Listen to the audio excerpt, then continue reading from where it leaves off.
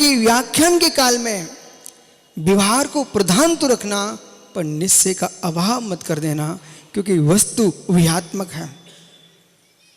वस्तु उभयात्मक है, उभयात्मक है। इसलिए उभय नए विरोध विध्वंसनी स्यात् पतांके जिन्हें वचसर बनते। भगवान जिनके जो वचन है वे उभय नए को आश्रय करके स्याद पद से लांछित है, और जो स्याद को स्वीकार करेगा उसके मिथ्यात का बमन हो जाएगा। इसलिए चिति शक्ति और जहां सा शक्तियों की व्याख्या पवन भैया ने एक साथ कर दी, मित्र वो व्याख्यान बहुत गंभीर है। 47 शक्तियों में प्रेमी जी गीता में मात्र 4 की व्याख्या की गई है। 47 शक्तियों में से जब 7 भाव अभाव भंग बनाए, उसमें गीता में मात्र 4 की व्याख्या की है, नाम लेकर के। कुंद स्वामी ने 50 निकाय में भाव अभाव अभाव भाव भावा भाव, गीता में नाम तो लिया है पर व्याख्या नहीं किया। कुंद स्वामी ने उसको विशद व्याख्यान किया। श्रेयांश भैया, समझने की दृष्टि से, ज्ञान की दृष्टि से गेय रूप में समझना है, या स्वभाव की अनुभूति की दृष्टि से गेय को समझना है। ये विद्वानों को 2 लक्ष्य रखना पड़ेंगे। उस स्वभाव उपलब्धि की दृष्टि से समझना है तो फिर भाव भाव वस्तु है, सत्य है, इसका नहीं कहीं अभाव, कहीं नहीं अभाव। स्थानांतरण हो सकता है, पर्यांतरण हो सकता है, परंतु नहीं है अभाव। ऐसा देखता जो जीव, उसे अपनी मृत्यु दिखाई नहीं देती। भाव अपना जन्म दिखाई नहीं देता। भाव रोग नहीं दिखता, मरी नहीं दिखती, मां देख रहा है मात्र भाव।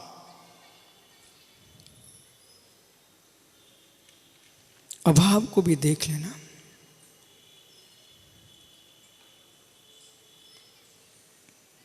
अभाव को भी देखोगे, नरेंद्र पंडित जी रोना नहीं पड़ेगा। जो टोपी भिंड ने आपको दी है, उसे भाव में अभाव देख लीजिए। भाव में अभाव देख लीजिए। इसके घूमने पर आप रो सकते हो, पर भाव में था पर भाव का पूर्व से ही अभाव। बिलखने का क्या विषय।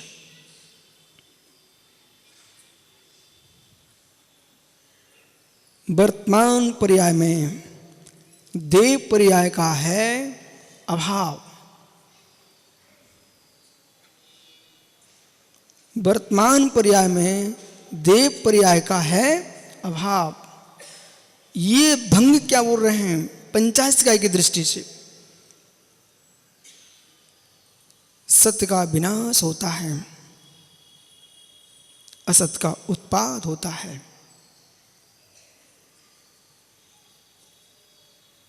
कुछ कहना कह सकते हैं, सत्य का विनाश होता है, असत का उत्पाद होता है।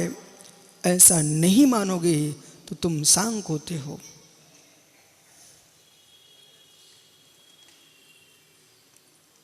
सत्य का विनाश नहीं होता, असत का उत्पाद नहीं होता, ऐसा नहीं मानोगे तो तुम क्षणिक बौद्ध होते हो। सत्य का विनाश नहीं होता, असत का उत्पाद नहीं होता, ये द्रव दृष्टि है। सत्य का विनाश होता है, असत का उत्पाद होता है, ये पर्याय दृष्टि है। मैं हूं आशीष, यानी ये भूल स्वप्न में भी मत कर बैठना। मैं नहीं हूं ऐसा मत कह देना। मैं हूं, मैं मनुष्य हूं, इसे स्वीकार करो। असमान जाति पर्याय से मैं मनुष्य हूं, ये सत है, ये सत है, ये भाव है, ये भाव है, इसका होगा अभाव। भाव अभाव, भाव का भी होता है अभाव। अभाव भाव, मैं देव नहीं हूं पर देव बनूंगा। जो पर्याय नहीं दिख रही है, सियांस बढ़ो भैया, सुनो ध्यान से। जो भंग हम धर्म में व्याख्यात कर रहे हैं, गहरे में जाते तो आप कहते महाराज लौकिक बात कर दिए। इन 5 अथवा 4 अथवा 7 के बिना संसार का, तुम्हारे घर का काम नहीं हो सकता। भैया विनोद जी, घर का काम नहीं कर सकते आप। गेहूं पर्याय का अभाव किए बिना, गेहूं में रोटी का अभाव है, गेहूं में रोटी का अभाव है। यदि इस अभाव को नहीं मानोगे तो फिर आशीष भाई कह रहे थे, कहां गए आशीष ज्ञानी? टोपी लगा ले ज्ञानी। आशीष, जहां कर्ण लब्धि की व्याख्या होती है, वो कर्ण की व्याख्या होती है, विषय वहां अटकता है जहां विद्वान एक शब्द को रट लेता है। रटने वालों से परेशानी है, ज्ञानियों से परेशानी नहीं है। जिन लोगों ने जैन सिद्धांत प्रवेश का रट लिया है, जब रटते थे तब अच्छी थी, लेकिन अब परेशानी का कारण बन चुकी है। समझाऊं कि समझ गए? समझाऊं? अतिव्याप्ति, अव्याप्ति, असंभव, इनकी जब जब व्याख्या करेंगे तो हमारे हरिश्चंद्र पंडित जी वो इतना दिमाग नहीं लगाएंगे कि अब गोपाल बलैया ने जो दृष्टांत लिख दिए हैं बे सुनाएंगे, अपनी तरफ से दृष्टांत नहीं बना सकते। पंडित बराबर है कि नहीं? इसलिए स्मरण शक्ति रटना सिखाती है। और श्रेयांश बड़ौत की भाषा में वो अशोक बनारसी कहाँ है? बना अशोक भाई, मित्र छुपने आए थे क्या? पंडित जी, प्रज्ञा और मेधा में क्या अंतर है? आप तो श्लोक सुनाते ना श्रेयांश बड़ौत, प्रज्ञा और मेधा में क्या अंतर है?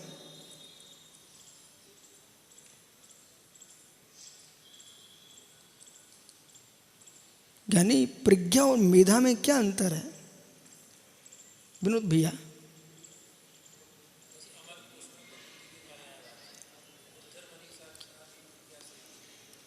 पर्याय नाम होने पर भी विशेषता होती है।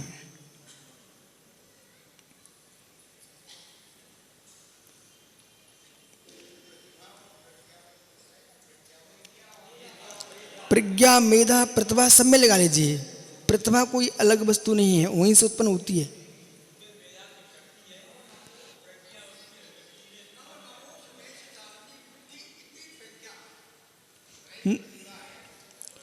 नव नव को उत्पन्न करे उसका नाम प्रतिभा है। और जो प्रज्ञा जो है ना, अत्यंत विशद तत्व के निर्णय करने की जो क्षमता है वो प्रज्ञा है। प्रतिभा अलग है और प्रज्ञा अलग है। सब में मेधा होगी, वो मेधा नहीं है, ना प्रज्ञा काम करेगी ना प्रतिभा काम करेगी।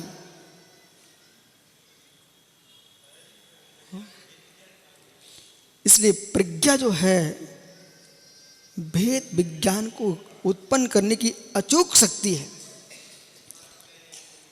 अब पंकज, अब ध्यान देना, वही वही सुनाते जाना, ये मात्र स्मरण शक्ति है, ग्रहण करने की सामर्थ्य है, ये आपकी प्रज्ञा शक्ति है, प्रतिभा नहीं है।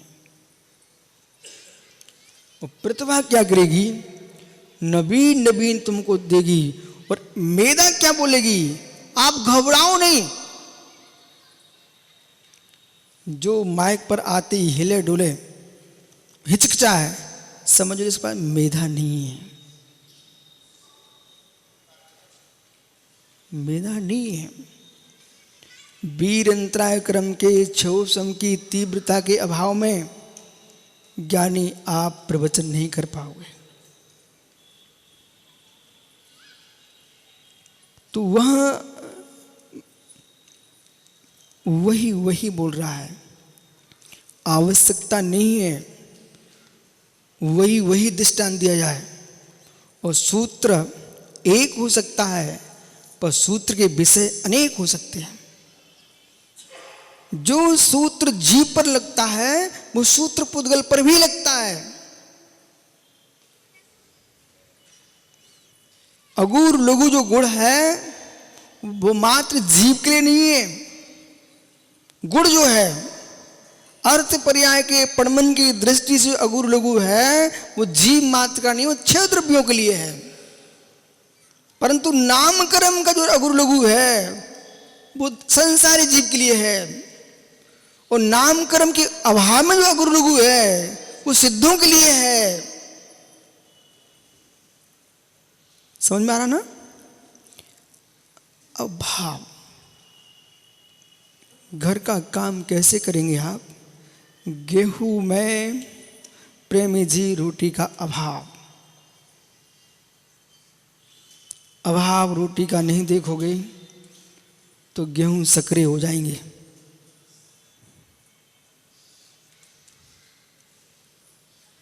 अभाव है, फिर भी है भाव, पदार्थ है, पर्याय गेहूं की है, इसका अभाव नहीं होगा तो रोटी का भाव उत्पन्न नहीं होगा। अभाव भाव, अभाव भाव, भाव अभाव, भाव का भी होता है अभाव। चाहे परमार्थ में लेके जाओ, चाहे संसार में लेके जाओ, सिद्धांत सदृश लगेंगे। प्राचार्य जी बराबर। फिर भी भाव अभाव, फिर भी भाव अभाव, फिर भी भाव का नहीं हो रहा है अभाव। ये ध्रुवत्व भाव, जीव का ध्रुवत्व भाव,